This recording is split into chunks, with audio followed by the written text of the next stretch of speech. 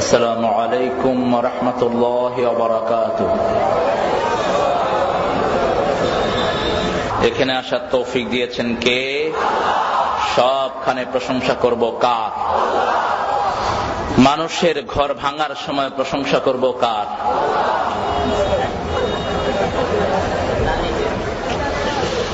আল্লাহর প্রশংসা করে মানুষের ঘর ভাঙা যাবে? কোন নবী ঘর ভাঙছেন? কোন নবী কারো রাস্তা বন্ধ করেছেন? কোন নবী জনগণকে কষ্ট দিয়েছেন? ভাঙার সাথে, অবরোধের সাথে, মানুষকে কষ্ট দেওয়ার সাথে ইসলামের কোন সম্পর্ক? অতএব আমরা নবীদের আন্দোলন করব। রাজি আছেন আপনারা সবাই? নবীরা যা করেছেন তা করব, সবাই রাজি আছেন? বাংলাদেশ মেরুকরণ হচ্ছে, একটা গ্রুপ চলে যাচ্ছে তৌহিদের পক্ষে, আরেকটা তৌহিদের বিপক্ষে। একটা গ্রুপ শিরকের পক্ষে, আরেকটা গ্রুপ শিরকের বিপক্ষে। একটা গ্রুপ কোরআনের পক্ষে, আরেকটা গ্রুপ কোরআনের বিপক্ষে। একটা গ্রুপ ইবলিসের দলে, আরেক গ্রুপ আদমের দলে। একটা গ্রুপ ফেরাউনের দলে, আরেকটা গ্রুপ মুসার দলে। একটা গ্রুপ আবু জেহিলদার দলে, আরেকটা গ্রুপ মুহাম্মদ সাল্লাল্লাহু। আপনারা কার দলে থাকবেন? আল্লাহর দলে থাকবো। সবাই রাজি আছেন তো? আল্লাহ কবুল করুন। সফলতা বিফলতা রাসূলের দলে থাকার মধ্যে, অন্য কোথাও সফলতা নাই। আজকে নোবেল পুরস্কার যারা পায় এরা হলো ইসলামের জঘন্য দুশমন।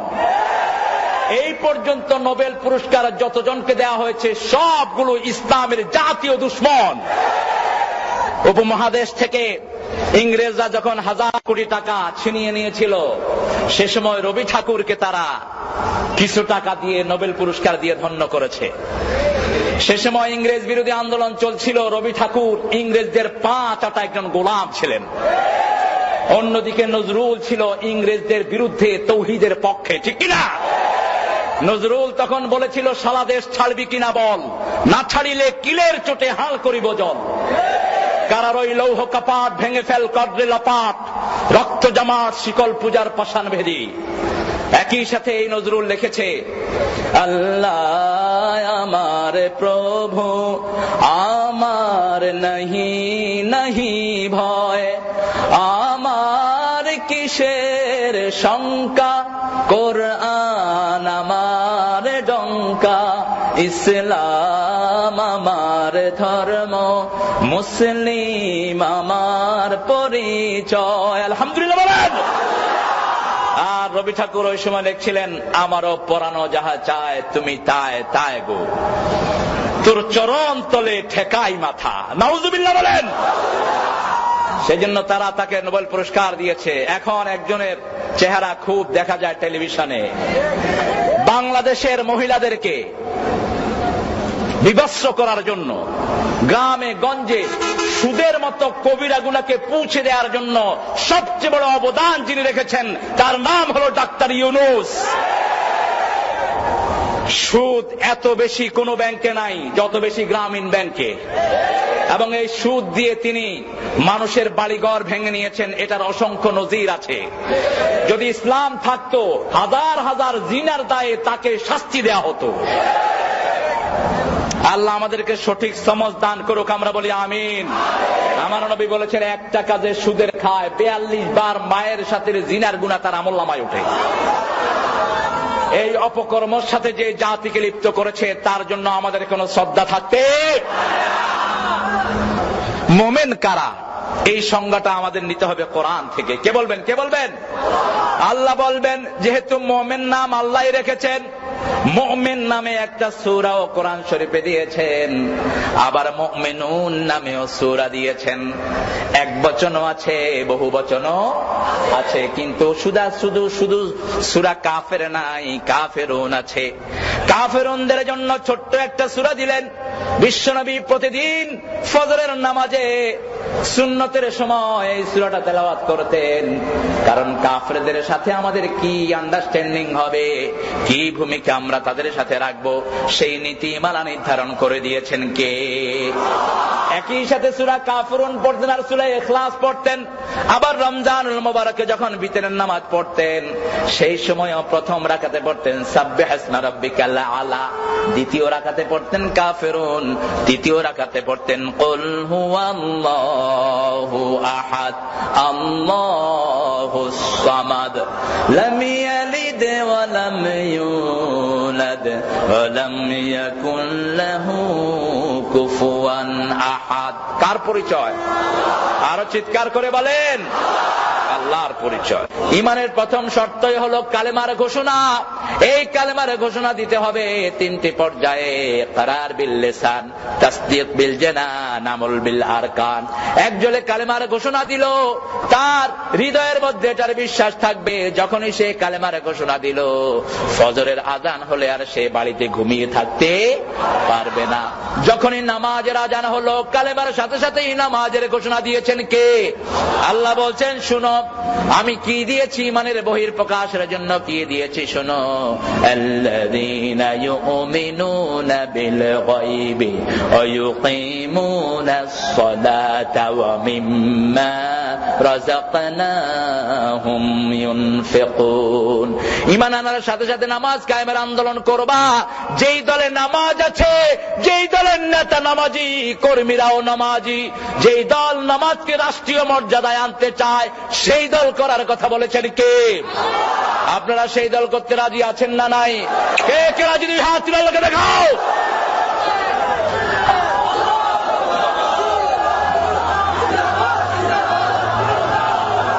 আবার বাংলাদেশে দেখবেন কিছু নেতা আছে নামাজ পড়তে পারে না, আছে না নাই?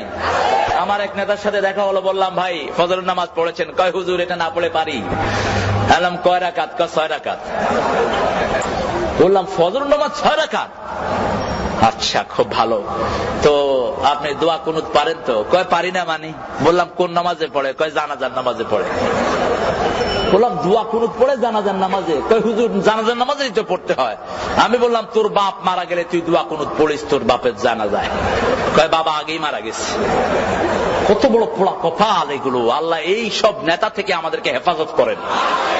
ওযু জানে না, গোসল জানে না, কালেমা জানে না, এরকম নেতা আছে না নাই? তোমরা বাংলার জমিন ছেড়ে বাহিরে চলে যাও। কোন নাস্তিকের জন্য বাংলার জমিন আমরা ছেড়ে দেব না। কোন কাফের বেঈমানের জন্য বাংলার জমিন ছেড়ে দেওয়া হবে না। এটা শরীয়তুল্লাহর জমিন, এটা ইখতিয়ারউদ্দিন মোহাম্মদ বিন বখতিয়ার খলজির জমিন, এটা শাহজালালের জমিন, শাহ মাখদুমের জমিন, এটা নজরুলের জমিন, এটা রবীন্দ্রনাথের নয়। আমরা কোন কাফেরের সাথে সম্পর্ক রাখবো না। আমাদের সব জায়গায় ঈমানের ছাপ থাকবে, ঠিক কিনা বলেন? আল্লাহ রাব্বুল আলামিন বলছেন মুমিনদের কাজ কি শুনো। ইন্নামাল মুমিনুনা আল্লাযীনা ইযা যুকিরাল্লাহ ওয়াজিলাত কুলুবুহুম। আমার মুমিনদের পরিচয় হলো যখনই আমার আল্লাহর জিকির শুনবে তাদের হৃদয়গুলো কন্দনরত হয়ে যাবে, তাদের হৃদয়গুলো ভিজে যাবে। মুমিন যখনই শুনবে আল্লাহর জিকির হচ্ছে, দুনিয়ার সব ছেড়ে দিয়ে তারা আল্লাহর জিকিরে অংশগ্রহণ করবে। আর যখনই তারা সুযোগ পাবে আয়াত তেলাওয়াত করবে কার? ওয়াইযা তুলিয়াত আলাইহিম আয়াতুহু যাদাতুহুম ঈমানান ওয়া আলা রাব্বিহিম ইয়াতাওয়াক্কালুন। মুমিন যখনই আমার কোরআন তেলাওয়াত করবে আমি তাদের ঈমানকে বাড়িয়ে দিতে থাকবো। ঈমানকে বাড়াতে বাড়াতে এমন পর্যায়ে তারা চলে যাবে দুনিয়ার কাউকে তারা পরোয়া করবে না, একমাত্র আমি আল্লাহর উপরেই তারা ভরসা করবে। এজন্য কোরআন আছে যেখানে আমরা থাকবো, কোরআনের আইন যেখানে আমরা থাকবো। আল্লাহ রাব্বুল আলামিন বলছেন সফলতার জন্য প্রথম দিলাম ঈমান। এই ঈমানকে যদি তোমরা টিকিয়ে রাখতে চাও, এই ঈমানের পথে যদি চলতে চাও, প্রথম কাজ হলো নামাজ। প্রথম কাজ কি? আমরা বললাম আল্লাহ নামাজটাকে কিভাবে আদায় করব? 3টা সূরত আল্লাহ নামাজের বলে দিয়েছেন। আল্লাহ প্রথম বলেছেন হাফিজু আলাস সালাওয়াতি ওয়াস সালাতিল ওয়াসতা। তোমরা নামাজগুলোকে হেফাজত করো, তবে স্পেশালি আসরের নামাজ। কোন নামাজ? আসরের নামাজ। আবার বললেন, শুরুতেই বলেছেন নামাজকে কায়েম করো। নামাজ কায়েম মানে হলো, আমরা বললাম এই নামাজ কায়েমটা কার দায়িত্ব? বিশ্বনবী যতদিন মক্কায় ছিলেন নামাজ কায়েম তিনি করেন নাই, একা একা নামাজ পড়তেন, আল্লাহ ফরজ করে দেন নাই। কেমন আছে? যখনই মদিনায় গেলেন আল্লাহ বললেন আল্লাযীনা ইম্মাক্কান্নাহুম ফিল আরদি আকামুস সালাত ওয়া আতাউয যাকাত ওয়া আমারু বিল মা'রুফ ওয়া নাহাউ আনিল মুনকার। আমার কোন গোলামকে যখন আমি ক্ষমতায় বসাই তার প্রথম কাজ হলো সে নামাজ কায়েম করবে। এরকম গোলামের পিছনে থাকতে রাজি আছেন তো? আর যারা কয় কোরআনের দরকার নাই, টুপি দাঁড়ের কোনো দরকার নাই, তাদের সাথে আমাদের কোনো সম্পর্ক। এই দেশ টুপি দাঁড়ির দেশ, ঠিক না বেঠিক? এই দেশের প্রতিটি মানুষের সাথে কোরআনের সম্পর্ক বেশি না কম? তোমরাও তো সুযোগ পেলে যখন সুযোগ পাও কোরআনের মানুষের সাথে ধোঁকা দেওয়ার জন্য হাত তোলো, আছে না নাই? এদের কথা কোরআন শরীফে আছে না নাই? এদেরকে যখন সাধারণ লোকেরা বলে ওয়াইযা কিলা লাহুম আমিনু কামা আমানান নাস, যখন তাদেরকে বলা হয় তোমরা ঈমান আনো যেমন সাধারণ মানুষ ঈমান এনেছে, তারা বলে আনুমিনু কামা আমানাস সুফাহা, বেকুবদের মতো আমরা ঈমান আনবো নাকি? আল্লাহ বলছেন ও মুমিনেরা শুনে রাখো, এদের মতো বেকুব, এদের 14 গোষ্ঠী বেকুব, ঠিক কি না? আলা ইন্নাহুম হুমুস সুফাহা ওয়ালাকিন লা, তারা যে এত বড় বেকুব, কত বড় বেকুব নিজেরাও বোঝে না। অল্প দিনের দুনিয়া দিয়ে আখিরাতকে নষ্ট করে, আর আমরা অল্প দিনের দুনিয়া দিয়ে চিরস্থায়ী আখিরাতকে আমরা গড়ে নেই। ওরা যখন কোন মিছিলে আসে, মিটিং এ আসে, মানুষকে বলে ও মানুষেরা শুনো, মানুষকে বলে আমরা তো আসলে মুমিন। আমিনান নাসি মান ইয়াকুলু আমান্না বিল্লাহি ওয়া বিল ইয়াউমিল আখির ওয়া মা হুম বিমুমিনিন। কার কথা? আল্লাহ বলছেন এরা বলে আমরা মুমিন, আমরা আখিরাতের উপর ঈমান এনেছি। আল্লাহ বলেন খবরদার, এরা কিন্তু মুমিন না। যারা ঈমানের আন্দোলন করবে না, কোরআনের আন্দোলন করবে না, ইসলামের জন্য কথা বলবে না, তারা কোনোদিন মুমিন হতে। কার কথা? কার কথা? আমরা বললাম আল্লাহ এরা কি? আল্লাহ বলছেন এরা হলো ধোঁকাবাজ।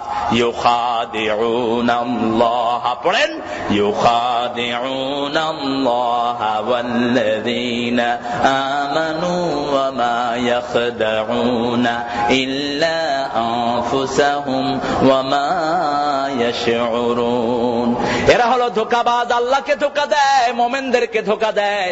আল্লাহ যে মুমিনদেরকে কত ভালোবাসেন, আল্লাহকে ধোঁকা দেয় আর মুমিনদেরকে ধোঁকা দেয়। তার মানে আল্লাহ কার সাথে আছেন? জোরে বলেন। আমরা বললাম আল্লাহ মুমিনের সাথে আপনার সম্পর্ক কি? আল্লাহ বলছেন শুনো মুমিনের সাথে আমার সম্পর্ক কি। আল্লাহু ওয়ালিয়ুল্লাযীনা আমানু ইউখরিজুহুম মিনাল যুলুমাতি ইলান নূর। দুনিয়াতে যতজন ঈমানের দাবি করেছে আমি আল্লাহ তাদেরকে আমার বন্ধু বলে কবুল করে নিয়েছি। আল্লাহু ওয়ালিয়ুল্লাযীনা আমানু কে বলছেন? কে বলছেন? ইউখরিজুহুম মিনাজ যুলুমাতি ইলান নূর। আমার মুমিনদেরকে আমি অন্ধকার থেকে আলোর দিকে নিয়ে যাই। আমার দেশের উপর সেই জন্য আল্লাহর রহমত আছে না নাই? বেশি না কম? গার্মেন্ট সেক্টরকে ধ্বংস করে দিয়ে বিদায় করে দিতে চাওয়া হয়েছে, কিন্তু আল্লাহ টিকিয়ে রেখেছেন। সুবহানাল্লাহ বলেন। আবার চেষ্টা করা হলো এই দেশটাকেও কার্যকর করে আরেকটা বিদেশি মদত পুষ্টকে এই দেশে এনে বসিয়ে দেওয়া হবে। আমেরিকা, ইংল্যান্ড, দুনিয়ার কোন কাফের দেশের অরাজকতা আমরা সহ্য করব না, ঠিক কিনা? ভাউসার সাহেবেরা আসেন আমাদের দেশে। নাম কি? ভাউসার। নাম কি? মাশাআল্লাহ, কুত্তাও বেশি দেয় নাম হলে। ভাউসার, ভাউসার সাহেব আসতে আমাদেরকে প্যাড দেওয়ার জন্য। আমরা বললাম আমরা ভাউসার টাউসার মানি না। আমরা নামাজ আছে যেখানে আমরা আছি, ঈমানের কথা যেখানে আমরা আছি। এজন্য বাংলাদেশের জেনারেল মানুষকে যারাই কিনতে চায় কালেমার দোহাই দেয়, আছে না নাই? কারণ কালেমা ছাড়া বাংলাদেশের মানুষকে কিনা সম্ভব নয়। বুঝতে হবে যাদের আন্দোলনের মধ্যে কোরআনের কর্মসূচি নাই, নামাজের কর্মসূচি নাই, ইসলামের কর্মসূচি নাই, এরাই হলো ধোঁকাবাজ এবং বেঈমান। সেজন্য আমার আল্লাহ বলছেন, শুনো, ঈমানের প্রথম শর্ত হলো নামাজ। নামাজ কায়েমের আন্দোলন করবা, যাতে নামাজ যখন রাষ্ট্রীয়ভাবে কায়েম না হবে, তোমরা নিজেদের পরিবারে, নিজেদের সংসারে, নিজেদের দলের ভিতরে যারা থাকবে, নামাজ কায়েম করবে তার ঘরে। সকাল থেকে নিয়ে রাত পর্যন্ত নামাজ কায়েম করবে। কার কথা?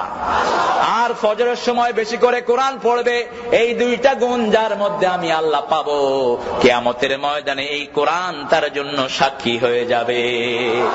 আকিমিস সালাতা লিদুলুকিশ শামসি ইলা গাসাকিল লাইল ওয়া কুরআনাল ফাজর ইন্না কুরআনাল ফাজর কানা মাশহুদা। আল্লাহ বলছেন, সকাল থেকে নিয়ে রাত পর্যন্ত নামাজ কায়েম করো। কার কথা? কারণ নামাজের ভিতরে আমরা কার কথা পড়ি? আল্লাহর কথা পড়ি। এই জন্য নামাজ, যাদের জীবনে নামাজের কর্মসূচি নাই, তারা কখনো মুমিন হতে। আপনি নিজে নামাজ পড়েন, কিন্তু নামাজে যেই দল রাষ্ট্রে গেলে, রাষ্ট্রীয় ক্ষমতায় গেলে নামাজ কায়েম করবে, এমন দলের সাথে আপনার বন্ধুত্ব নাই, আপনার সম্পর্ক নাই। আপনার সম্পর্ক এমন দলের সাথে যারা মসজিদে তালা লাগিয়ে দেয়, যারা টুপি দাড়ির অপমান করে, নামাজের বেইজ্জতি করে। বুঝতে হবে আপনার নামাজ জীবনেও কবুল। অত্যন্ত স্পষ্ট ভাবে আল্লাহ রাব্বুল আলামিনের হাবিব বুখারীর বর্ণনায় সাইয়েদনা ওমর ফারুকের থেকে বর্ণিত একটি হাদিস বর্ণিত হয়েছে। একটা লোক বিশ্ব নবীর পিছনে নামাজ পড়তেন। কি পড়তেন? বিশ্ব নবীর সাথে ইফতারি করতেন, দাওয়াতে যেতেন। আল্লাহর হাবিব সাল্লাল্লাহু আলাইহি ওয়াসাল্লাম লোকটা মারা যাওয়ার পরে তারা জানাজায় রওনা হলেন। ওমর ফারুক জামা টেনে ধরলেন। 5টা জায়গায় ওমর একা সিদ্ধান্ত নিয়েছেন। ওমরের সিদ্ধান্তের উপর আল্লাহ কোরআনের আয়াত নাজিল করে দিয়েছে। এজন্য বিশ্ব নবী বলতেন, আমার পরে যদি কেউ বিশ্ব নবী হতো, আমার ওমর হয়ে যেত বিশ্ব নবী। এত বড় কথা কোন সাহাবীর ব্যাপারে বিশ্বনবী বলেন নাই। লাউ কানা নাবিয়্যাম মিন বা'দি লাকানা ওমর। আমার পরে যদি কেউ বিশ্বনবী হতো, তাহলে সেই সম্মান আল্লাহ ওমরকে দান করে দিতেন। আবার ইসলামের ব্যাপারে সামান্য একটু ত্রুটিও তিনি বরদাস্ত করতেন না। যেখানেই দেখতেন ইসলামের খেলাফ হচ্ছে, তার গর্দান তাকে দুনিয়া থেকে বিদায় করে দিতেন। সুবহানাল্লাহ বলেন। কোন মুনাফিক যখন ইসলামের সাথে বেয়াদবি করেছে, তার প্রতিশোধ নিয়েছেন সাইয়েদনা ওমর। সুবহানাল্লাহ বলেন। বিশ্বনবীর বিচার মানে না এক মুনাফিক। আল্লাহর হাবিবের বিচার না মেনে আবু বকরের কাছে গেলেন। তিনি বললেন, আমি এই বিচার ফয়সালা করতে পারবো না, কারণ বিশ্বনবীর উপরে বিচার ফয়সালা করার আর কারো দুনিয়াতে ক্ষমতা। লোকটা চলে গেলেন সাইয়েদনা ওমর ফারুক রাদিয়াল্লাহু আনহুর বাড়িতে গিয়ে বললেন, আমি সানি করাইতে আসছি। ওমর ফারুক রাদিয়াল্লাহু আনহু বললেন, তাহলে প্রথম বিচার কে করেছেন? ওই লোকটা বলল, প্রথম বিচার করেছেন মুহাম্মদ সাল্লাল্লাহু। ওমর ফারুকের সারা শরীর যেন শিহরিয়ে ওঠে। তিনি বললেন, বিশ্বনবীর বিচার কি তোমার পছন্দ হয় নাই? কয় না। তিনি ইহুদির পক্ষে রায় দিয়েছেন, আর আমি মুসলমান, আমার বিপক্ষে রায় দিয়েছেন। এবার আবার জিজ্ঞেস করলেন, তোমার কি বিশ্বনবীর ফয়সালাটা পছন্দ হয় নাই? কয় না। কি করতে চাচ্ছ? কয়, ওমর আপনি একটা ফয়সালা দিয়ে দেন। ওমর বলেন, একটু বসো, আমি ফয়সালা দিতে হলে একটু ভিতরে যাওয়া লাগবে। ভিতরে থেকে খোলা তলোয়ার নিয়ে এসেছেন, এক কোপে শরীর থেকে গর্দানটা নামিয়ে দিয়েছেন। আজকের যুগে যদি এরকম ওমর হতো, ইসলামের শত্রুরা ইসলামকে নিয়ে বান্দরামি করতে পারত না। ঠিক কিনা বলেন? এদেশের কবি কুখ্যাত অসভ্য,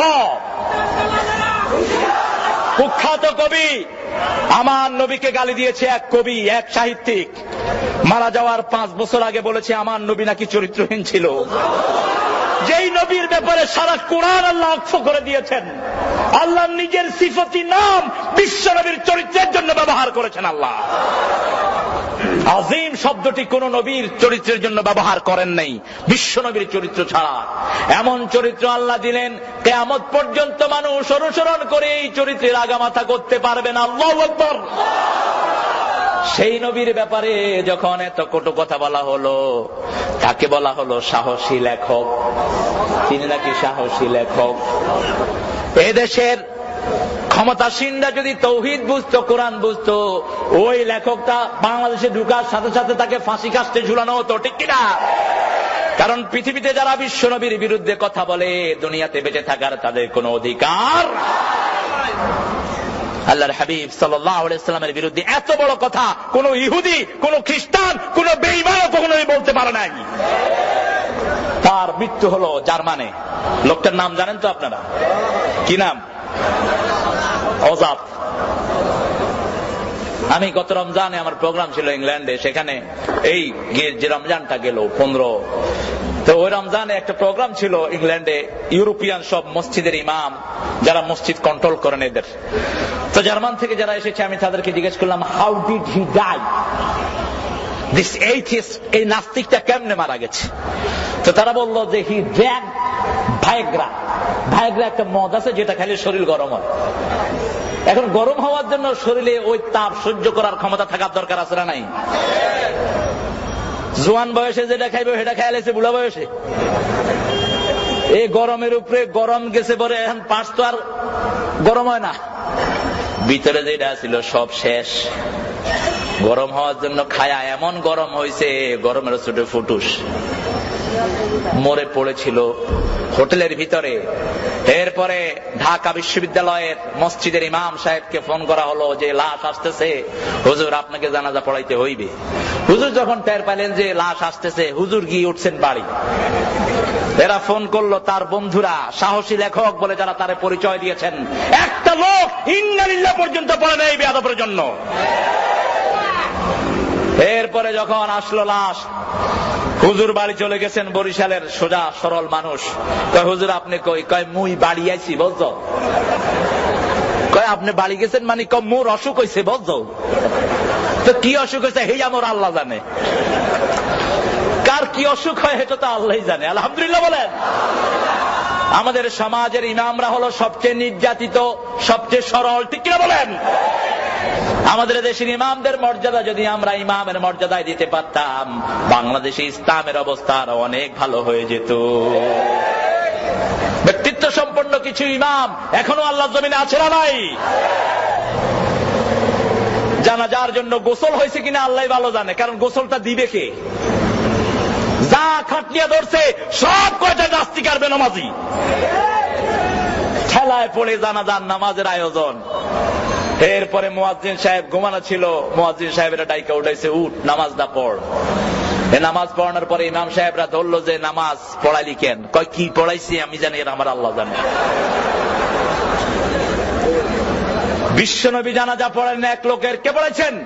বিশ্বনবী। ওমর জামা টেনে ধরলেন, আল্লাহর হাবিব বললেন আখতানিনি আল্লাহ। ওমর বললেন ইয়া রাসূলুল্লাহ, এই লোকটারা জানাজা পড়ায়েন না। ওহুদের জিহাদে পিছন থেকে লোক নিয়ে ভেগে গেছে, কত বিভিন্ন ভাবে আপনাকে কত কষ্ট দিয়েছে, মুসলমানদের জাতীয় দুশমন ছিল এই লোক। আল্লাহর হাবিব বললেন আমার আল্লাহ তো আমাকে এখনো নিষেধ করেন নাই। বিশ্বনবী তারা জানাজায় দাঁড়ালেন, এত লম্বা দোয়া পড়লেন, নিজের মুখের লালা দিলেন তার মুখে, নিজের জামা মুবারক তার কাফনের জন্য দিলেন।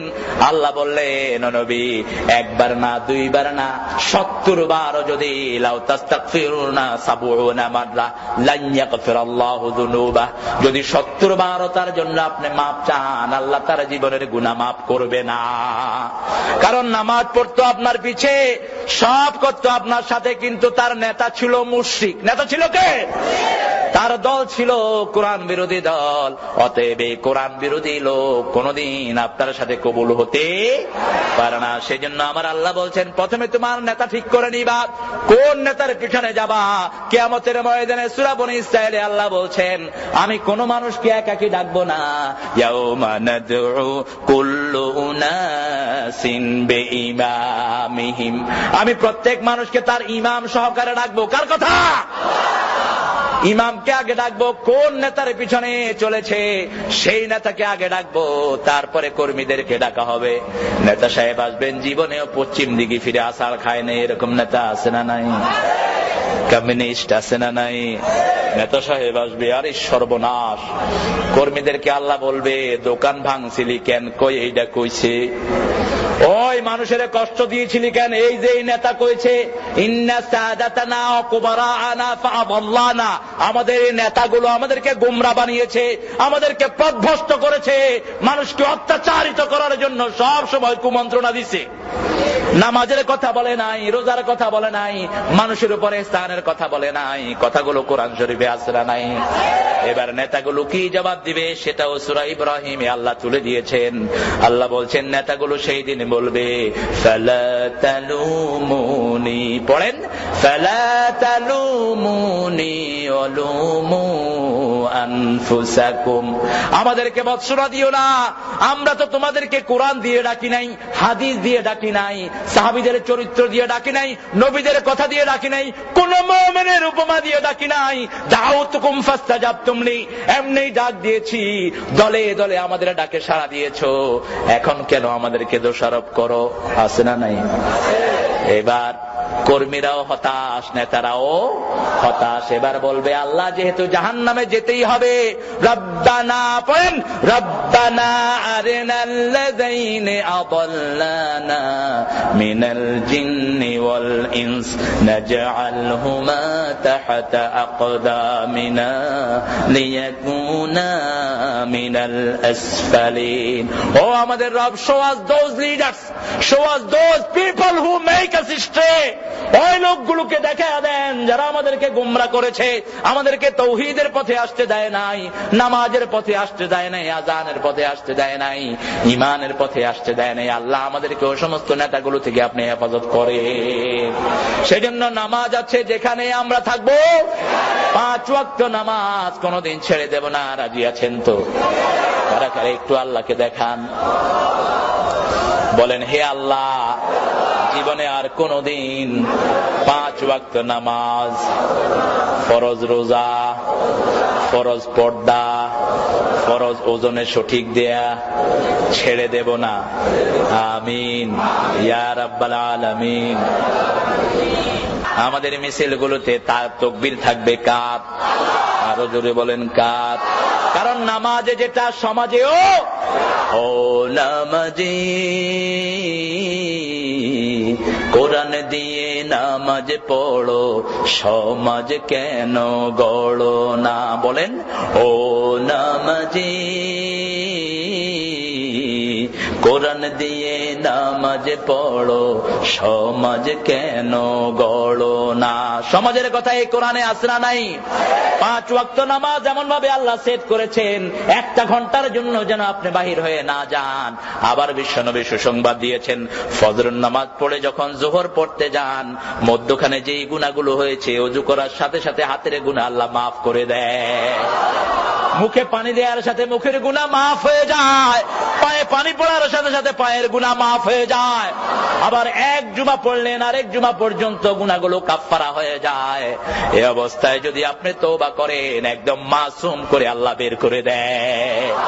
সেজন্য বিশ্বনবী বলেছেন 5 ওয়াক্ত নামাজ হলো ওই নদীর মতো, একটা বাড়ির সামনে দিয়ে যদি একটা নদী প্রবাহিত হয়, সেই নদীতে যদি কেউ 5 বার গোসল করে, তার গায়ে কোনো ময়লা থাকবে?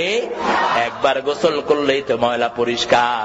ফজর দিলেন, ফজরের একটু পরে দিলেন যোহর, যোহরের একটু পরে আসর, আসরের একটু পরে মাগরিব, মাগরিবের পরে এশা, আসরা নাই, এমন ভাবে সাজিয়ে দিলেন। ঘুমাইয়া কাজা করেছ ফজর, তখনও জাগনি, যখন যোহর, হেলায় খেলায় কেটেছে আসর, মাগরিবের ওই শুনিয়া যান, এখনো জামাতে হাওরে শামিল, এখনো এশাতে আছে স্থান, বাজিছে দামামা বাদরে আমামা, শির উঁচু করি মুসলমান, দাওয়াত এসেছে নয়া জামানার, ভাঙা কেল্লায় উড়ে নিশান। আলহামদুলিল্লাহ বলেন।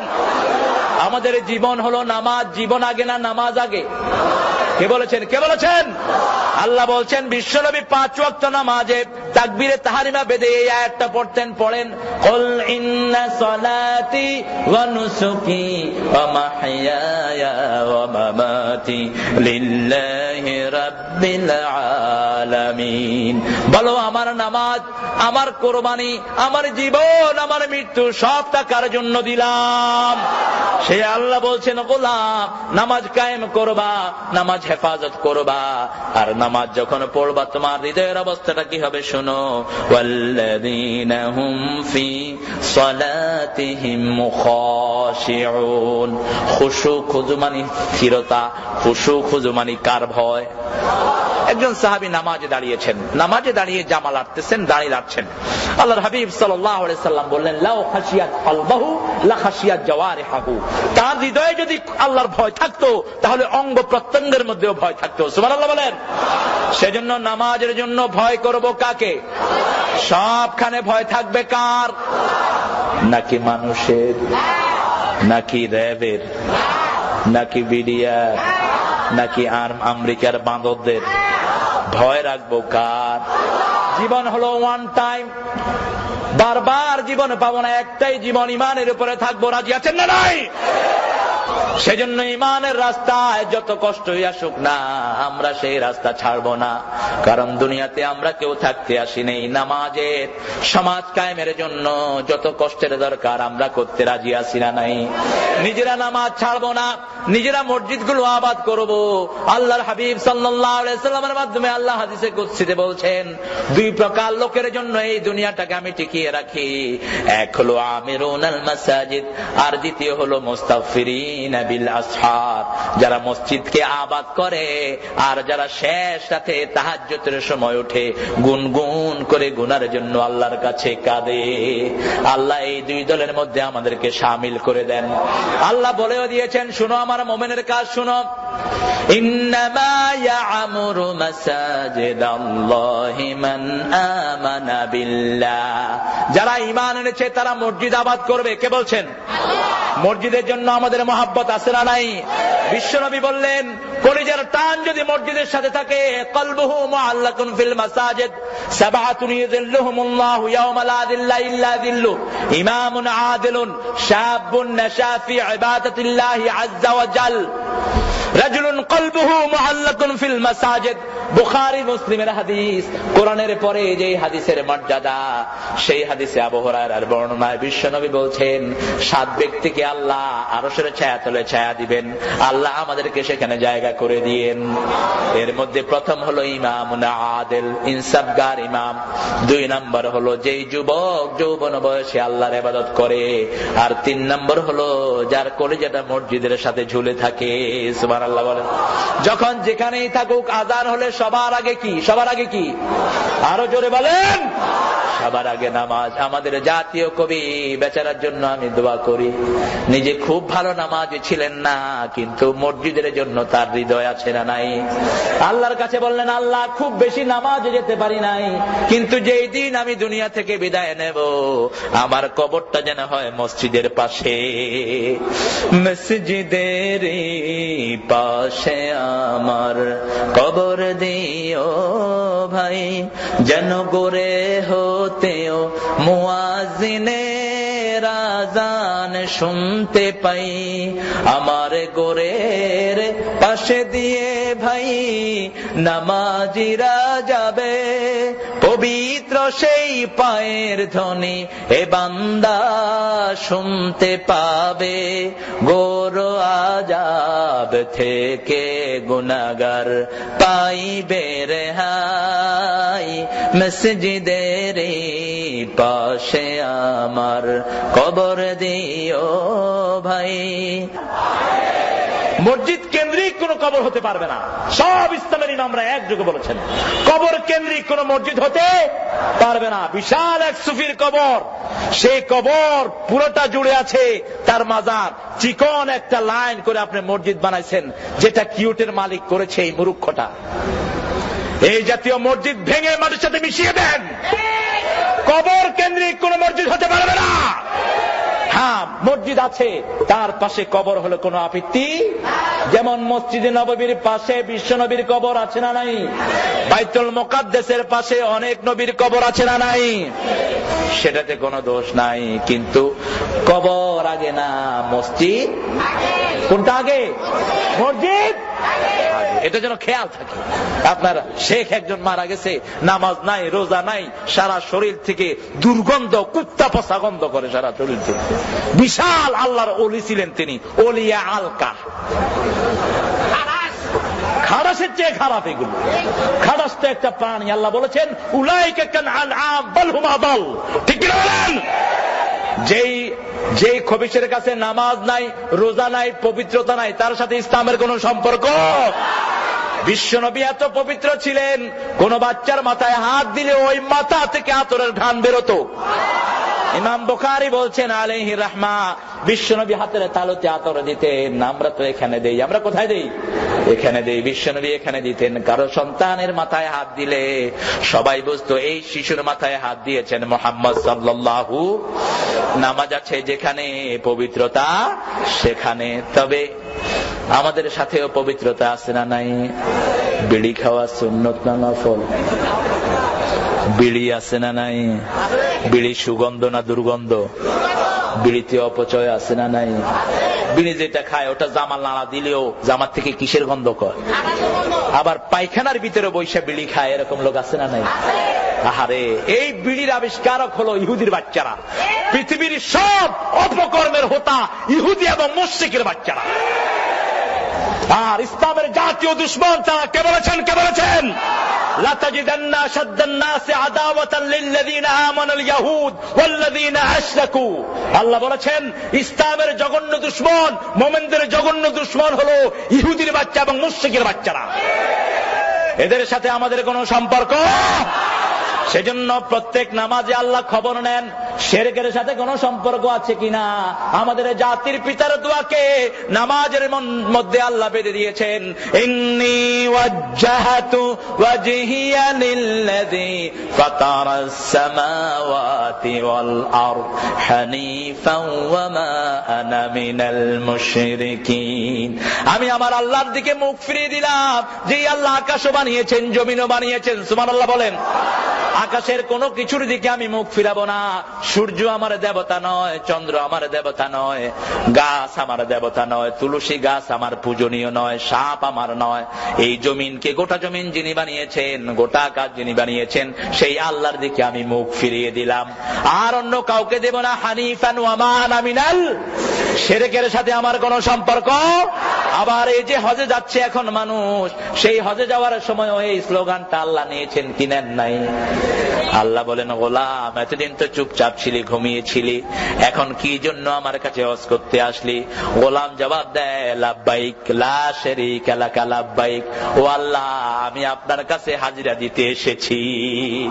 এতদিন ভালো নামাজি ছিলাম না, কোরআনের দলে ছিলাম না, ইসলামের ভিতরে ছিলাম না, নাস্তিক মুরতাদদের পিছনে দৌড়ে দৌড়ে জীবন নষ্ট করেছি। আল্লাহ, আমি এখন বুঝেছি, এখন আমি আমার জীবনে সাদা মাটা কাফনের কাপড় গায়ে দিয়ে আমি হাজিরা দেওয়ার জন্য এসেছি। আগে যত কোটি লোক মুসলমান ছিল, এখন বাড়ছে না কমছে? প্রতিদিন বাড়ে না কমে? সেজন্য ঈমান আছে যেখানে সফলতা সেখানে, নামাজ আছে যেখানে সফলতা সেখানে। যার কাছে নামাজ নাই তার সাথে নবীর কোনো সম্পর্ক, আল্লাহর কোনো সম্পর্ক।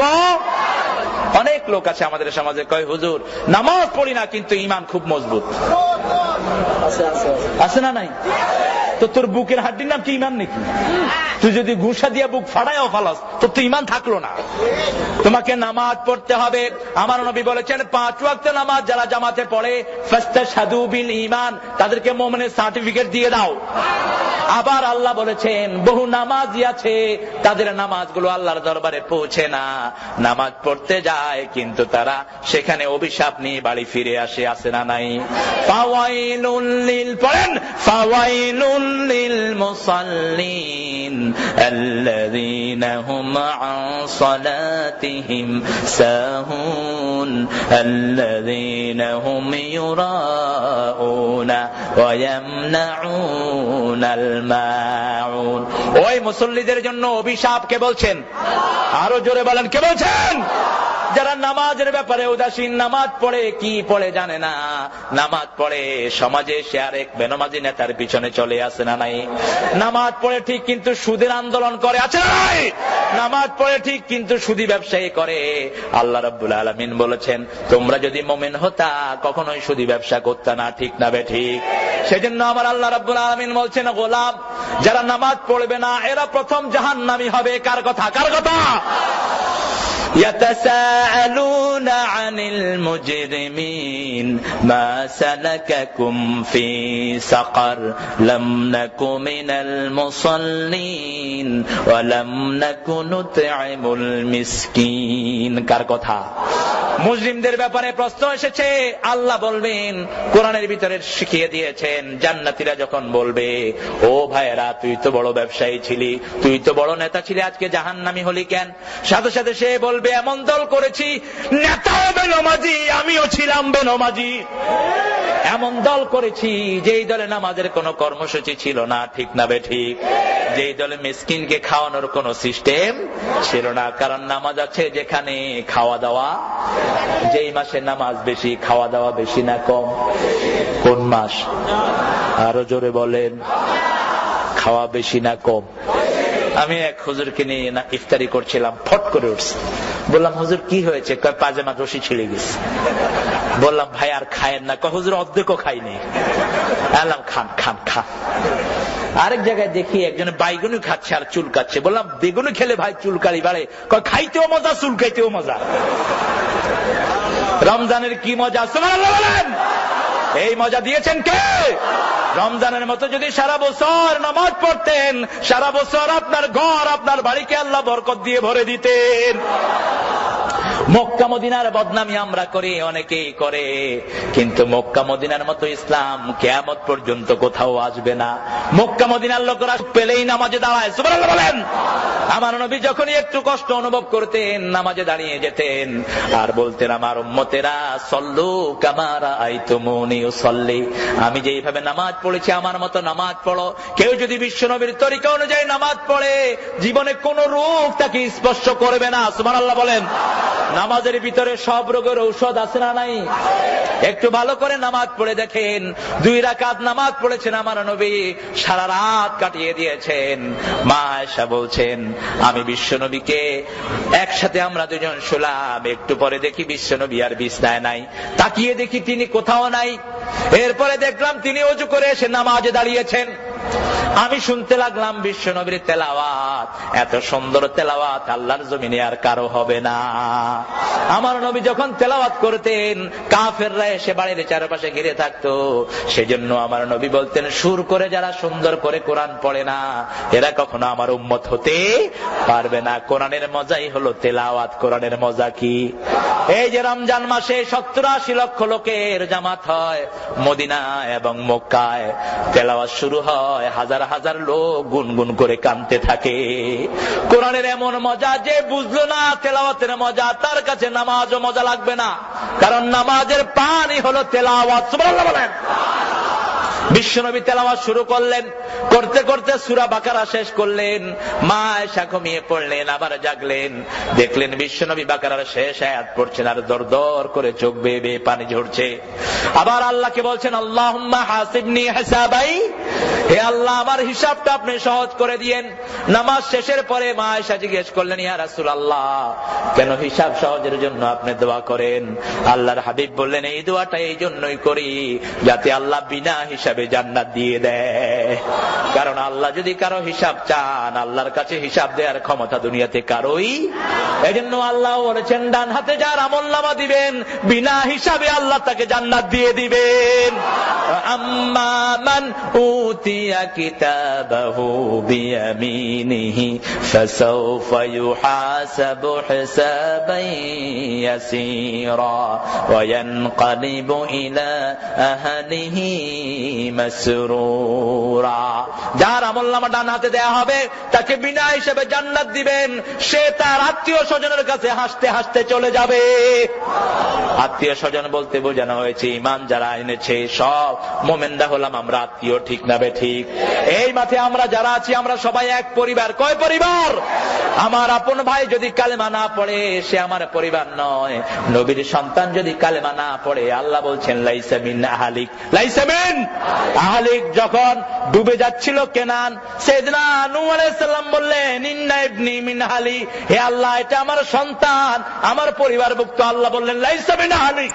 খবরদার, বেঈমান সন্তানকে তোর পরিবারের বলে ঘোষণা দিতে পারবি না। যারা ঈমান এনেছে তারা একটা পরিবার।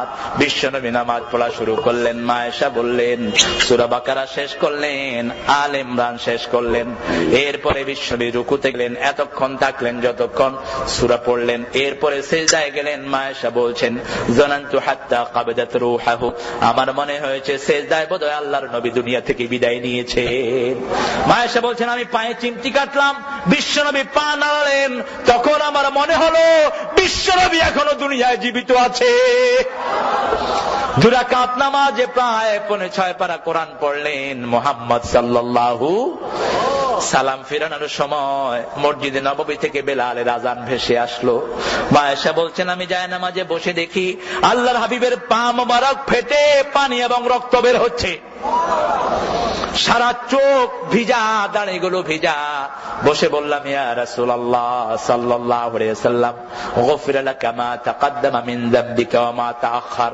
সূরা ফাতহের শুরুতে আল্লাহ বলছেন ও নবী আপনার জীবনের শুরু এবং শেষের সব গুনাহ আমি maaf করে দিয়েছি। কেন এত কষ্ট করে করে সারা রাত দাঁড়িয়ে আপনি নামাজ আদায় করেন? মুচকি হেসে বিশ্বনবী বললেন আয়েশা রে, কত নেয়ামত দিয়ে আমার আল্লাহ আমার জীবন ভরে দিয়েছে, আফালা কুনু আবদান শাকুর, আমি কি সেই আল্লাহর কৃতজ্ঞ বর্ণনা করব না? সেই আল্লাহর প্রশংসা কি আমি করব না? আল্লাহর প্রশংসার জন্য এইভাবে আমি নামাজ আদায় করি। সুবহানাল্লাহ বলেন। যেই রাতে বিশ্বনবী 2 রাকাত নামাজ পড়তেন, যোহরের পরে 6 রাকাত পড়ে 8 রাকাত মিলিয়ে দিতেন, কারণ বিশ্বনবীর উপর তাহাজ্জুদের নামাজ ফরজ করে দিয়েছেন কে? এইজন্য নামাজ যারা পড়েছে তাদেরকে সফল করে দিবেন কে? 2 নম্বর সফলতার জন্য আল্লাহ বলছেন শুনো, প্রথম হলো নামাজ। এইজন্য জীবন যাবে কিন্তু নামাজ ছেড়ে দেব না। রাজি আছেন না নাই? যে কোনো অভাব হলে নামাজে দাঁড়ান, অভাব দূর করে দিবেন কে? কত সুন্দর কথা আল্লাহ বলছেন দেখেন, অমিম্মা রাযাকনাহুম, একই আয়াতের ভিতরে 3টা কথা। ঈমান আনো, নামাজ কায়েম করো, পয়সা খরচ করো। পকেটে যদি পয়সা না থাকে খরচ করবেন কেমনে? নামাজ কায়েম করলে পকেটটা পুরিয়ে দিবেন কে? পুরিয়ে দিলে খরচ করার যোগ্যতা আপনার হবে কি হবে না? বেলাল গরিব মানুষ ছিলেন, সেই বেলালকে বিশ্বনবী বলছেন আনফিক ইয়া বেলাল লা তাখশা মানজিলা আরশে ইকলালা, ও বেলাল তুমি বেশি করে আল্লাহর রাস্তায় দান করো, কারণ যত দান করবা আরশের মালিক তত তোমারে বাড়িয়ে দিবেন। এজন্য মুমিনের আশেপাশে কোনো গরিব থাকতে পারে না। আমরা নিজে যা খাবো প্রতিবেশীকে তা খাওয়াবো। রাজি আছেন না নাই? সেজন্য আমার আল্লাহ বলছেন গোলাম, দুনিয়া আখিরাতে যদি সফলতা চাও, সফলতার প্রথম মাপকাঠি হলো নামাজ। প্রথম কি? প্রথম ঈমান, 2 নম্বরে নামাজ। আর যার ঈমান নাই তার নামাজ কখনো কবুল। এরকম বেনামাজি আমাদের দেশে আছে না নাই? ওযু ছাড়া নামাজ পড়ে আছে না নাই? এক এলাকায় নামাজ পড়ে কয়েকজন বড় বড় নেতা, নাম বলবো না আমি, তো বললাম ভাই আপনি তো নামাজ পড়লেন, ওযু করছেন? কয় হুজুর মুখ ধুইছি। মুখ ধুইলে ওযু হয়? কথা কন না কেন? আরেক নেতার পাশে আমি বসলাম, তো নেতা সবারই দেখে দেখে ওযু করতেছে। এখন ওযুর কুলির পানি যে আমরা ফালা দিই, নেতার আর খবর নাই। আমি কই পানি করস কি? খেয়াল হইতেছি সব পোড়া কপাল। আল্লাহ কিয়ামতের ময়দানে বলবেন সেজদা দে, সেজদা দে। দুনিয়াতে সেজদা দানকারীদের সাথে আন্দোলন করো নাই, ভালো লাগে নাই টুপিওয়ালা দাঁড়িয়েদেরকে, ঠিক কিনা বলেন? দুনিয়াতে সেজদার বিরুদ্ধে, কোরআনের বিরুদ্ধে, ইসলামের বিরুদ্ধে অকথ্য ভাষায় যা আসছে মুখে তাই বলেছে। আজকে বলবে আমার জান্নাতে যেতে চাস একটা সেজদা দে। দুনিয়াতে যারা সেজদা দেয় না, আখিরাতে তারা সেজদা দিতে পারবে না। আর আমাদেরকে আল্লাহ রাব্বুল আলামিন বলবেন তোর সেজদা দিতে হবে না। ফি উজুহিহি, সুবহানাল্লাহ বলেন। মুসরা নাই, আপনি যত কালোই, আবার যেই মাটিতে সেজদা করে। এই জন্য বিশ্বনবী যখন নর্তন করে নিতেন, একই যায় না 2 রাকাত পড়ে একটু লড়ছুটে সেজদা দিবে, এই সব মাখি হয়ে যাবে। যে কোনো মসজিদে গেলে তাহাজ্জুদ সাল্লাল্লাহু, আমরা শুধু জুমার দিন পড়লেই হবে, এটা শুধু জুমার দিনের নামাজ না। এত লোজ পড়েন বেলালের মতো আল্লাহ। সেজন্য সফলতা যেখানে নামাজের সাথে সফলতার কোন চিহ্ন, পৃথিবীতে যারা খুব নামের সাথে ছিল, মানুষ গজব ডাকে, ঠিক কিনা? অভিশপ্ত কেনেডি পরিবারের, অভিশপ্ত He was the most famous president of, সবচেয়ে জনপ্রিয় প্রেসিডেন্ট ছিলেন। অনেক জনপ্রিয় হওয়ার পরেও তাকে দুনিয়া থেকে বিদায় হতে হয়েছে। ঠিক এখন নিউজ হয় most canary family he has died, শেষ অভিশপ্ত চিহ্ন থাকলো না। কেউ আঘাত করে আমরা তাদেরকে, নামাজের পর আমার মুসল্লির শয়তানের জানাজায় দেশে হওয়া উচিত ছিল না। মৃত্যুর 10 বছর আগে সে বলেছিল, মুয়াজ্জিন যখন ফজরে আজান দেয় আমার কানে বেশ্যার খদ্দরের ডাক ভেসে আসে। আমরা বলেছিলাম তুই যেটার সাথে থাকস সেটাই তুই শুনবি, ঠিক কিনা? একজন মানুষ নিজের উপর অন্যকে অনুমান করে। আপনি যখন ফজরের ওযু করতে যাবেন, পুকুরের ওই ঘাটলায় যদি কেউ হাত দেয় আপনি বুঝবেন ওই পাড়েও আল্লাহর প্রিয় একজন নামাজি মুসল্লি আছে, ঠিক কিনা? আর যদি আপনি হন কাটা চোর, ওই পাশে মুসল্লি থাকলে আপনি কি ভাববেন? সেই লোকের জন্য কেন জানাজা হলো আমার বুঝে আসে না। সারা জীবন তিনি ইসলামের বিরুদ্ধে কথা বলেছেন, ঠিক না বেঠিক? মৃত্যুর আগে দিয়ে বলেছে আমি সবচেয়ে ঘৃণা করি মৌতকে, আর মৃত্যু আমাদের জন্য উপহার, মুমিনের জন্য মৃত্যু হাদিয়া। সুবহানাল্লাহ বলেন, বলেছেন মুহাম্মদ সাল্লাল্লাহু। এরপরে আল্লাহ বলছেন কাদ আফলাহা মান যাক্কাহা, যে নিজেকে পরিশুদ্ধ করলো সে সফল হয়ে গেল। সুবহানাল্লাহ বলেন। এজন্য নামাজ আছে যেখানে সফলতা সেখানে, রোজা আছে যেখানে সফলতা, প্রদর্শন ইচ্ছা আছে যেখানে শিরক আছে। আমরা কার কাছে চাইবো? আমাদের আল্লাহই যথেষ্ট, ঠিক কিনা? আল্লাহুম্মা আমিন। লা ইলাহা ইল্লা হুয়াল হালিম সুবহানা রাব্বিল আরশিল আযীম। اللهم لا مانع لما آتيت ولا معطي لما منعت ولا ينفع ذا الجد منك الجد لا إله إلا هو عليه توكلت وإليه أنيب يحيي ويميت هو على كل شيء قدير اللهم صل وسلم على نبينا محمد وعلى آله وأصحابه وأزواجه وأتباعه وذريته ومن تبعه بإحسان إلى يوم الدين। সারা জীবনের গুনার বোঝা কাঁধে নিয়ে এই 30-40 বছর যাবৎ হওয়া কোরআনের বাগান থেকে আমরা কিছু গুনাহগার ভিক্ষার হাত পেতেছি। এরকম করে কারো কাছে কোনোদিন ভিক্ষা চাই না। ও আল্লাহ, আমরা বুঝি না, কিন্তু আমরা তোমার কালেমা পড়ে তোমার উপর ঈমান এনেছি। তুমি দোয়া শিখিয়েছো, রব্বানা ইন্নানা সামি'না মুনাদিয়ান ইউনাদি লিল ঈমান আন আমিনু বিরাব্বিকুম ফাআমান্না রব্বানা ফাগফির লানা যুনুবানা ওয়া কাফির আন্না সাইয়্যাতিনা ওয়া তাওয়াফফানা মা'আল আবরার। ও আল্লাহ, আমরা ঈমান এনেছি, আমরা ভাঙা ভুঙা নামাজ কিছু তোমার আদায় করেছি। ও আল্লাহ, সেই দাবিতে বলছি, ও আল্লাহ, আমাদের ইবাদতের গুণে নয়, তোমার গাফফার নামের উসিলায় আমাদেরকে তুমি মাফ করে দাও। তোমার রহমান নামের উসিলায় আমাদেরকে মাফ করে দাও। সারা বাংলাদেশের সব কালেমা পড়া লোককে মাফ করে দাও। ও আল্লাহ, আমাদের অপরাধের কারণে আমাদের উপর আযাব আসে রে আল্লাহ। ও আল্লাহ, আজকের মাহফিলে সহ সারা জীবন যা নামাজ পড়েছি, রোজা করেছি, জিকির আজকার করেছি, ভুল ভ্রান্তি মাফ করে তোমার শাহী দরবারে কবুল করে নিও। তার হাদিয়া সমস্ত আম্বিয়া কিরামের আরওয়াহ মোবারকে পৌঁছায়া দিও। বিশেষ করে যে আদরের নবী সারা জীবন উম্মতি উম্মতি বলে কেঁদেছে, তায়েফের ময়দানে ইসলাম কায়েমের জন্য রক্ত ঝরেছে আমার নবীর, উহুদের ময়দানে দান্দান মোবারক শহীদ হয়ে গেছে। ও আল্লাহ, তবুও তো উম্মতের জন্য বদদুয়া করে নাই।